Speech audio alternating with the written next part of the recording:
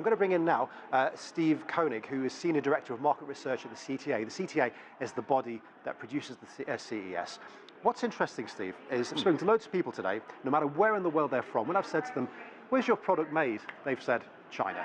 Well, We've sure. seen loads of Chinese companies here as well, right? That's right. Why is CES so important to Chinese companies?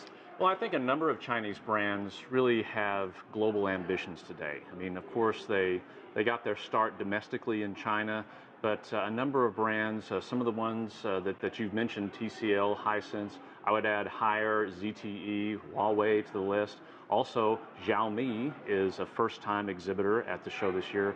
All of these companies have global aspirations, and they're really looking to share their message here at the show, and that's why we say CES is the global stage for innovation. And if they're not Chinese, then they tend to be French, because there are loads of French companies here as well, more than perhaps people expected.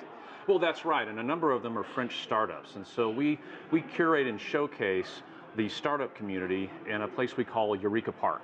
And La France Tech is the curated area for French startups, and there are over 100 of them.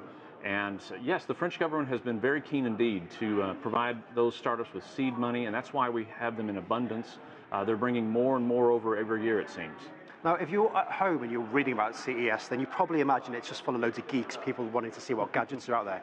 But there are lots of very influential people here, from governments, investors. It's not all about just showing off, gadgetry, is it? No, yeah, and you're absolutely correct. I mean, it's a very high-level business event that really touches every industry and economy. We have over 165,000 attendees at the show expected this year from over 150 countries, and ministers and other government policymakers and officials from many of those countries are coming here to witness for themselves our industry's latest innovations, because they want to instill the appropriate policy guidance back home so that they can make sure that their domestic economies continue to grow. Technology is a phenomenal economic enabler. It's a job creator.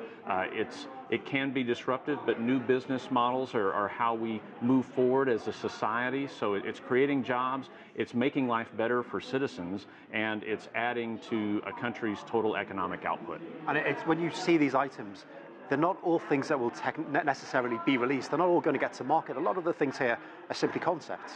Well, sure, yeah. There are finished goods, there are prototypes, and then there are sneak previews, like you were mentioning, where products they may be holding back for a range of reasons. But yeah, and certainly, this is the global stage for innovation, and not innovation sticks in the marketplace. At CTA, we endorse competition and capitalism. We say, let the consumer decide. That's why we endorse free trade, and this is another reason I think more government ministers and policymakers are coming here to witness these innovations.